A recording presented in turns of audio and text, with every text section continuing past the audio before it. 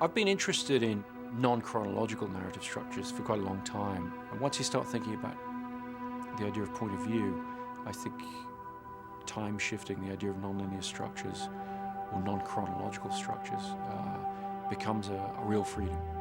And for me, it kind of found its ultimate expression in Memento, because that was as strong an alignment as I could find between a narrative structure and a point of view.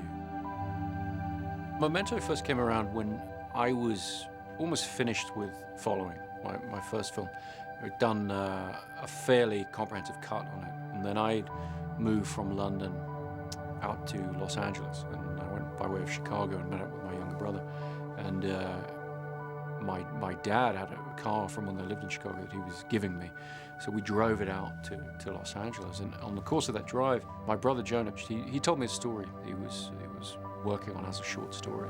It was this story about this guy with this particular condition where he couldn't make new memories. You know, he was exploring different ways of doing it and thinking about it. And the first thing I said to him was, if you could find a way of writing that short story from the first person, sort of subjectively, that would be an incredible thing. If you could put somebody in the head of somebody who couldn't make new memories, who was suffering from this kind of trouble, that would be amazing.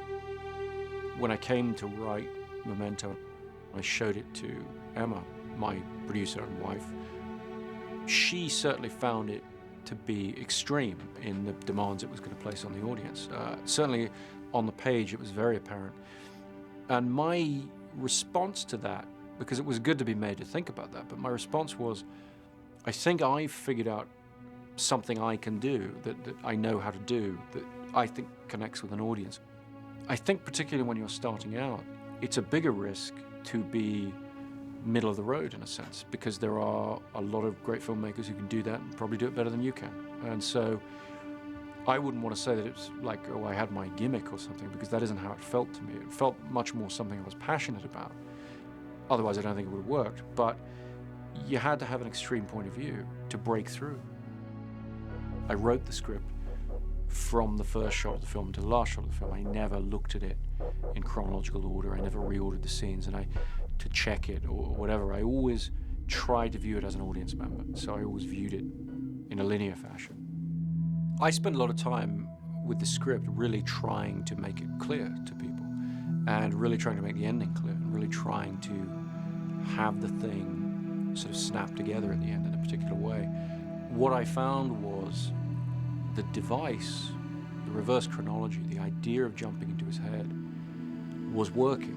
And what it meant was, by the end of the film, you did not know who to trust. But ambiguity in movies is a tough thing, because if it feels like it's put there because you don't have an answer as a filmmaker, I think people don't accept it and they see it as a mistake.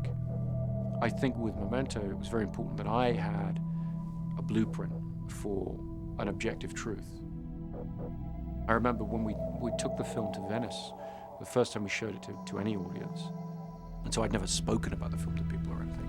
In the press conference afterwards, I happily explained how I intended, the ending to be taken.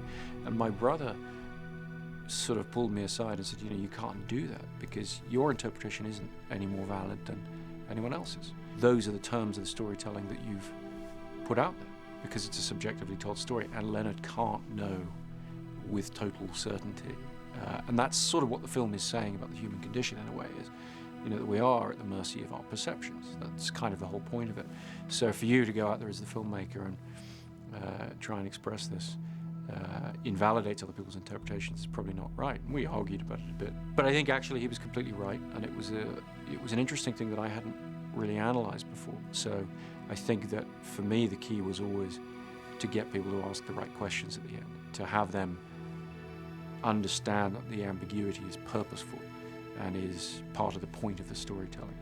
And then, as a viewer, then I'm okay with that kind of ambiguity. I've grown up in an era when films are watched more than once. I've always felt a responsibility to create something that isn't just coherent on a second viewing or logical on a second viewing, but that also might give you a slightly different experience. To me, doing it in a narrative sense making something that had a number of levels on which we're trying to portray things and different ways to explore the narrative by watching the film again. That seemed one way to achieve what I saw as, and I still do, as a responsibility of the filmmaker who has years to create something that the audience only has 2 hours to receive. It would be absurd to not think of the filmmaker as being ahead of the audience. The filmmaker needs to be ahead of the audience. He needs to be creating something broader and deeper than they can take in on the first viewing. When I look back at the leaps I've made in my career and the progression of the films, there's no question that Memento was by far the biggest leap I ever had to take. Because however small it might seem as a commercial proposition compared to these big films, you've gone from making a movie on weekends with your friends and your own money to having, name actors who you've seen in huge movies, and then spending millions of dollars of somebody else's money. It's a huge responsibility, and so that's by far the biggest leap from one film to the next that I've had to take in my career, and it was fun. We were able to put together a terrific team of people. Wally Pfister, the director of photography, turned out to be an incredible collaborator and really helped keep the production moving along. We shot very, very fast. We shot in 25 and a half days. And those 5-week shoots are very intense. We had a wonderful production designer, Patty Podesta, great costume designer, Cindy Evans, my editor, Dodie Dawn, in post-production, was able to put the film together very, very quickly. The great set of producers, Emma Thomas, Aaron Ryder from Newmarket, Team Todd. It was just a great team of people able to come together and bring an energy and a spirit to the thing that was needed. Guy Pearce, when you look at his performance, and I'm so thrilled with his performance when I look back at the film, he was able to do that under very tricky production situations. We had to move fast. We didn't get a lot of time to mess around with things. It all required an incredible amount of energy. It was a lot of fun, but it was an intense experience. For people starting out who would be engaging in the same sort of level of filmmaking or looking for the same opportunities, really the thing we learned from it is to stick to your guns, is to have a really strong point of view on what it is you're going to do. Eventually, something good will come of it. Just make sure that you pursue what you see as the truth of that.